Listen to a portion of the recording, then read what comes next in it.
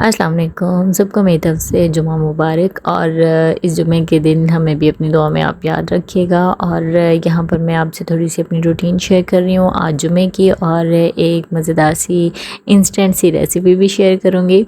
और यहाँ पर जी मैं अज़हान का लंच बॉक्स जो था वो रेडी कर रही थी। लंच बॉक्स में मैंने बेक्ड सैंडविच दिया था कबाब डाल के, और साथ में थोड़े से ग्रेप्स रख दिए थे और एक बिस्किट का पैक रख दिया था, केचप रख दिया था, और उसका लंच रेडी हो गया था। और यहाँ पर आफ्टर ब्रेकफास्ट किचन जो था वो मैंने क्लीन कर लिया था। बस ये थोड़े से बॉक्सेस ये मैंने रखे हुए थे कि इनमें थोड़े से स्पाइसेस डाल के मैं रखूँगी। और यहाँ पर किचन के ऑलमोस्ट सब बर्तन धुल चुके थे, बस थोड़े बहुत रहते थे। और अब शहीर की आवाज़ आ गई थी कि वो उठ चुका है और उसको ब्रेकफास्ट करवाना है, तो मैंने एज़ इट इज़ सब छोड़ा और उसको ब्रेकफास्ट करवाने लगी। तो आप के बच्चों को ब्रेकफास्ट करवाने लग जाओ तो आपका आधा घंटा जो है ना वो कहीं नहीं जाता, बस वो आप आधा घंटा उनको ब्रेकफास्ट करवाने में लगा देते हो। तो बस फिर मैंने उसको ब्रेकफास्ट करवाया, उसकी तसल्ली करवाई। जब उसने ब्रेकफास्ट कर लिया तो फिर आज चूँकि फ्राइडे था तो साथ में फिर मैंने उसकी ऑयलिंग भी करनी थी, और ये साथ साथ आलियान को मैं झूला झुला रही थी क्योंकि वो भी उठ चुके थे और दोबारा सोने की तैयारी में थे। और यहाँ पर इसकी बस मसाज की थोड़ी सी ऑयलिंग करके, कभी बच्चों का मूड होता है मसाज करवाने का, कभी नहीं। तो बस मेरी कोशिश होती है कि हफ्ते में एक दिन तो लाजमी हो, क्योंकि बिज़ी लाइफ इतनी चल रही है ना, इतनी टफ़ है कि समझ नहीं आता टाइम कहाँ जाता है। बरकत बिल्कुल भी आजकल नहीं रही, जितना मशीनी दौर आ चुका है। और यहाँ पर मुझे एक नया सरप्राइज़ मिल गया था। मैं काफ़ी काम करके काफ़ी खुश हो गई थी कि सारा मेरा काम जो है ना वो ऑलमोस्ट डन हो गया है और मैं फ्री हो जाऊँगी। लेकिन फिर मुझे पता चला जी मेड जो हैं वो नहीं आई, उनका वेट कर करके फिर मैंने क्लीनिंग शुरू कर दी। जब तक आप घर में ये क्लीनिंग ना करो तब तक जो है वो घर बिल्कुल भी साफ़ नहीं होता। ये तो डेली का डेली जो है वो साफ़ करना पड़ता है। तो बस फिर मैंने झाड़ू लगाया और उसके बाद फिर मैं शुरू हो गई मोपिंग पे। तो यहाँ पर मैं वाइपर की मदद से मोप कर रही थी, क्योंकि अभी 2 मंथ पहले ही सिजेरियन हुआ है, तो फिर मैं नहीं लगा सकती थी बैठ के। और आजकल वैसे भी आजकल हमारे हालात हैं ना, तो हम बिल्कुल भी बैठ के मोप लगाने के काबिल नहीं रही।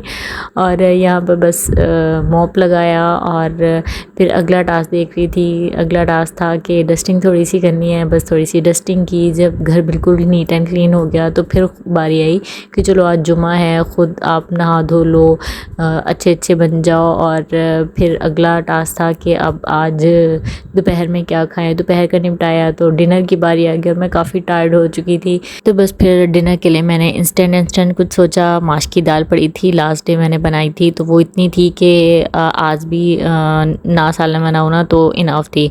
तो मैंने सोचा कि आज थोड़ा सा डिफरेंट कर लेते हैं। कल हमने रोटी के साथ खा ली, आज हम उसी के पराठे बनाए खा लेते हैं। तो बस फिर मैंने अपनी मदर इन लॉ से बोला कि आप थोड़ी मेरी हेल्प कर दें, आप उसमें स्पाइसेस वगैरह डाल के मिक्स कर दें और मैं आटा जो है ना वो मशीन में गूंद लेती हूँ।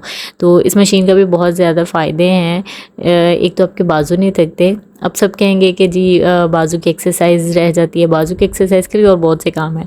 तो यहाँ पर जी ये मशीन जो है ना तकरीबन उसी वे में काम करती है जिस वे में वॉशिंग मशीन हमारी चलती है ना, बिल्कुल उसी तरह ये है। बस इसका आगे से बटन दबाना पड़ता है और ये हमने आटा डाला और इसमें स्पाइसेस डाल दिए अकॉर्डिंग टू टेस्ट। आप भी डाल लीजिएगा जब आपको बनानी हो इस तरह की। और यहाँ पर मैंने इसमें पानी जो है ना वो आप उतना ही डालते हैं जितना आटा होता है, क्योंकि हमने इसमें दाल डाली थी, स्पाइसेस डाले थे, तो फिर हम इसमें थोड़ा सा कम पानी डालेंगे। बहुत ही आसान है इसमें आटा गूंदना। बस आटा डालो और ऊपर से कवर कर दो, पानी डालते जाओ। मशीन जो है वो साथ में आप ऑन कर लें तो साथ साथ पानी डलता जाएगा, आटा जो है वो गूंदता जाएगा और आपका काम जो है वो मिनटों में हो जाएगा। तो यहाँ पर हमारा आटा जो था वो दाल माश वाला वो बिल्कुल रेडी हो चुका था। मैं आपको दिखाती हूँ, बहुत ही इसकी प्यारी सी सॉफ्ट सी डो जो थी वो रेडी हो चुकी थी। और ये देखें बहुत ही सॉफ्ट और ज़बरदस्त सी।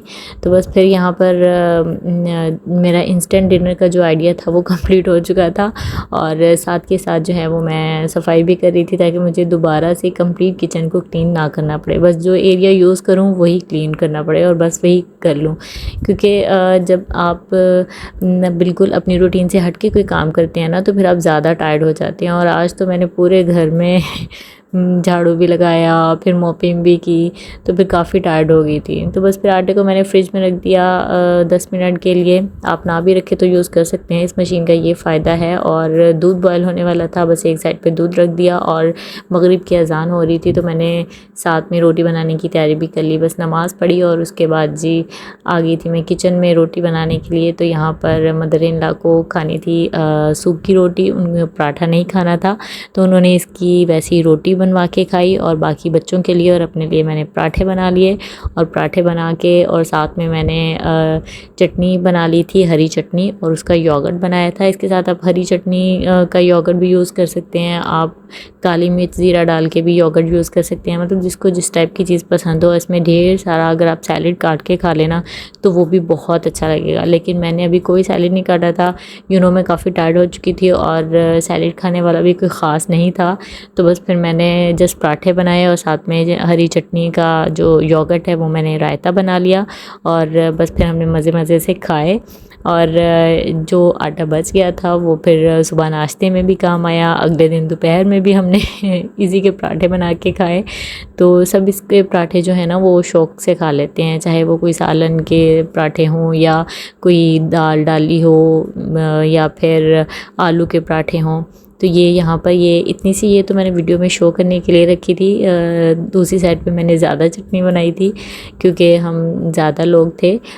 ये चटनी मैंने बना के रखी हुई थी, हरे चटनी के मैंने रायता, और यहाँ पर मज़ेदार सा पराठा। और अभी आपको एक मज़ेदार सी चीज़ जो है ना वो देखने को मिलेगी। अच्छा, यहाँ पर मुझे शॉट लेना था पराठे का, तो बस फिर पराठा इतना गर्म था पकड़ा नहीं जा रहा था, फिर भी मैंने पकड़ने की कोशिश की, लेकिन रायता लगाते ही बस हो गई मेरी और मैंने रोटी के ऊपर फेंक दिया। और उसके बाद मैंने उठा के खाया। खैर शॉर्ट तो मैंने बस ऐसे ही दिखा दिया, और ये कमिंग रेसिपी है इंशाल्लाह नेक्स्ट वीडियो में मैं शो करूँगी। पेरी बाइट्स की बहुत अच्छी और ज़बरदस्ती बनती है। तो वीडियो को पसंद आई हो तो लाइक शेयर और सब्सक्राइब कर दीजिएगा। मेरे चैनल को सपोर्ट की ज़रूरत है। अल्लाह हाफ़िज़।